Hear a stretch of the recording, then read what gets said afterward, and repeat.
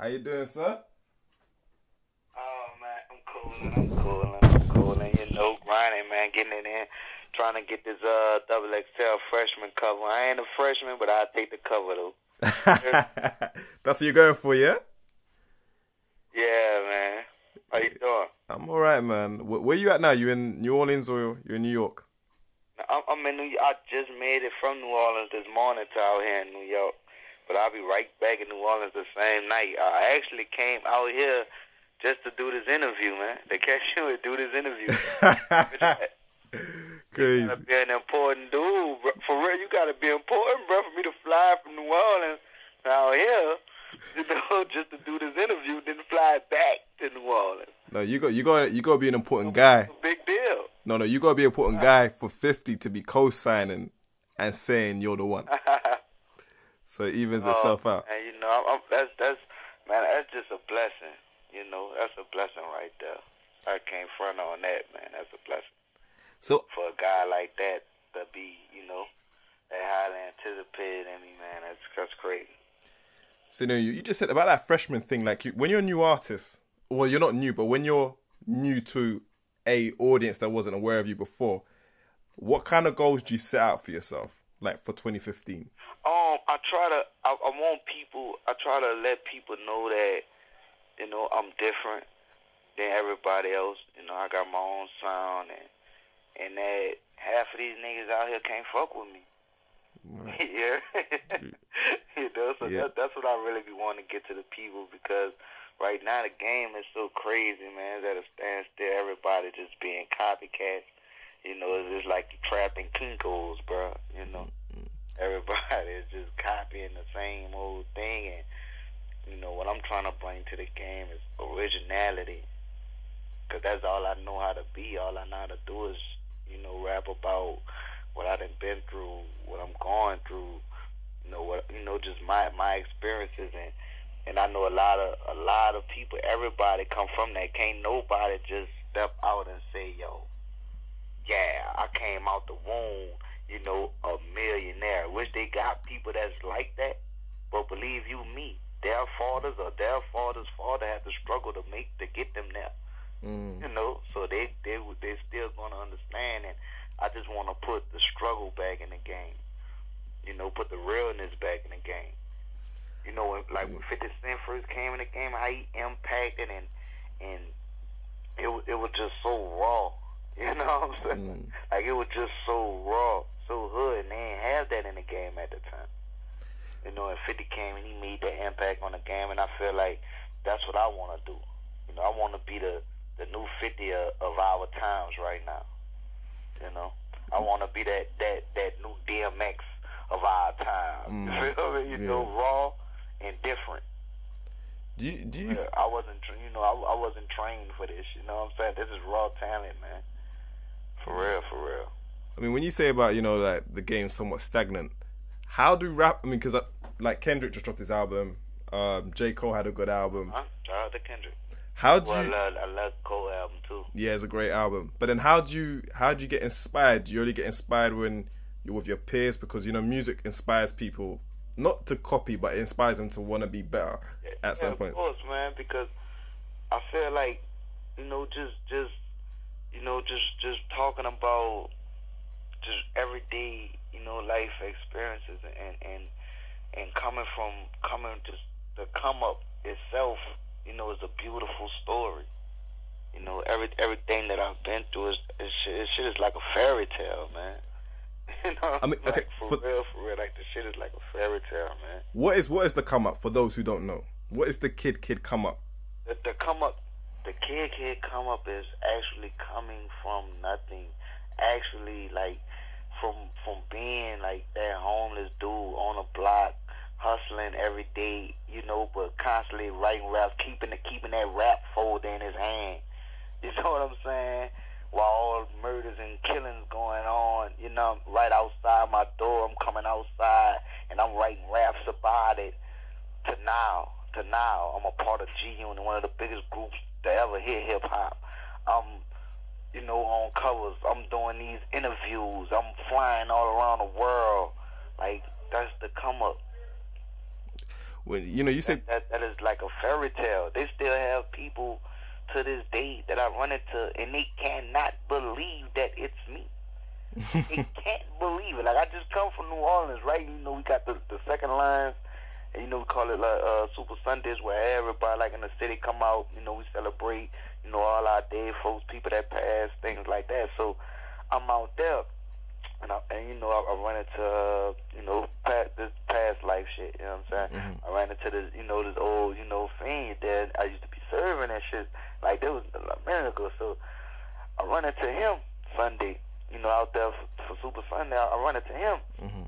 He like, Peanut, he calls me Peanut. Everybody in the city, they call me Peanut. You know what I'm saying? So when I see him, he like, Peanut, hey, say, man, they got somebody be with 50 Cent that look just like you. I said, boy, if that's Peanut, I wouldn't know what to do. He said, man, that boy look just like you, bro. His name, Kid. He called himself Kid. But he was serious. Wow. He was serious. Like, he really didn't know that it was me. You know what I'm saying? Like, wow. He was serious because, like, like to them, they can't believe. People so used to seeing you in a certain space. To where when you get out of that space, it's just unbelievable. It's just unbelievable. So I told him, right? I was like, that's me, nigga. I'm like, that's me, nigga. He like, that's not you. I had to really show this man my Instagram and everything for him to believe that was me. And could you believe this man still asked me, am I working? Like, this man, what's up, bro? I know you out here, bro. I know you got some. Man, I don't got nothing, nigga. I am rapping, nigga. Don't you see my Instagram, nigga? Get the fuck away from me. For real. It's crazy, man. But yeah, bro, like, but just coming from where I'm from, bro, not a lot of us make it out. Shout out to the Cash Money. Shout out to No Limit. But not a lot of us make it out, man. Not a lot of us make it out. Rest in peace to Soulja Slim. Rest in peace, Magnolia Charlotte. Rest in peace, G Slim. It's so much talent that was in my city, that was taken away, from the city. You know what I mean? It's just crazy, Like, I shared my own experience with that, and I was, lucky enough to come out of that situation into a whole better stage. You know what I'm saying? Like, that's what I'm saying, man. That is the come up, man. You feel me? Right. I was shot 6 times, man. I ain't supposed to be here. For real, man. Dude shot at me 30-something times. I just got hit with 6. You know what I'm saying? Some people don't survive 1 shot. You know what I'm saying? Yeah. 1 leg shot at that. For real, and for to come from that and just boom, right after that, I'm just touring all overseas. I'm all over the world. I'm, just doing shows in front of 20,000-30,000 people. I'm performing at Summer Jam, man. I remember first time I went to Summer Jam, man. I'm in the bleachers. I mean, the way at the back. Way at the top of the bleachers. Yeah. You know what I'm saying? That was my first time my first Summer Jam experience. I was way at the top of the bleachers at the back watching, who that was came out. Everybody was Cameron came out, everybody went crazy. I'm like, oh man, damn, like, so this was the Summer Jam bout. All right, cool. Who would have known the next time I make it to Summer Jam, I would be on stage. Crazy. When you go through when you go for those 2 extremes, what do you put it down to? Do you put it down to God? Do you just put it down to? I mean, what do you put it down to? Because to be shot 6 times, to come from nothing. I put it down to God. I put it down to God. I put it down to God because it's unexplainable to me. It's unexplainable. A lot of things are just unexplainable to me. Even the call, when I got the call from 50, I never met 50 Cent a day in my life. You know what I'm saying? Yeah. And to just get a call from him in the middle of the night, that's unexplainable. How could you explain something like that? Yeah. How could you explain? How could you explain?